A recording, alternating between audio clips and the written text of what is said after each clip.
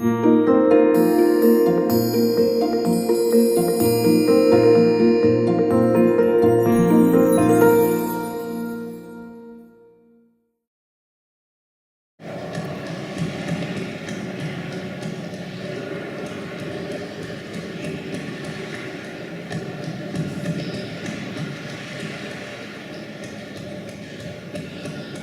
story of the piece is connected to the process of the piece, which is often how I work. I'll begin with things that I'm thinking about before I go into a process, and maybe some things I want to explore, and then I try to kind of leave those at the door when I'm actually beginning in the studio to see what the performers are bringing and see what emerges.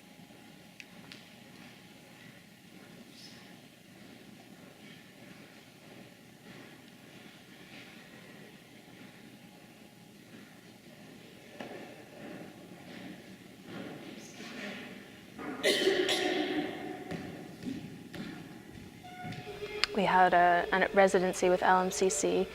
and we went out to Governor's Island for our first week in the summer,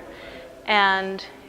we just were so influenced by this journey we took every day, like getting on the ferry, being on the water, and leaving this other place, Manhattan. Even though most of us, I think we all live in Brooklyn, we had to, come to Manhattan, but then there was something about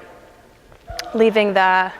island of Manhattan and going to this smaller island that felt really intimate and special and brought up all these motifs of aquatic imagery for us, and also, and a lot of this was really unconscious,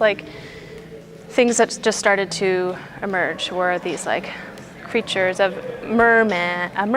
and the sound of the water and the sound of the ferries, and then these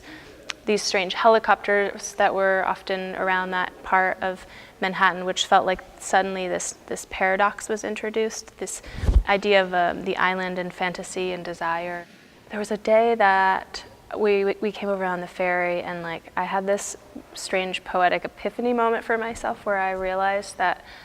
the whole concept of an island is an illusion, and that an island is really a mountain in the ocean, right? And it's duh, it's so obvious,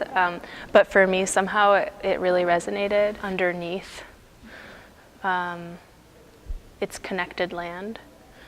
So the illusion of separation,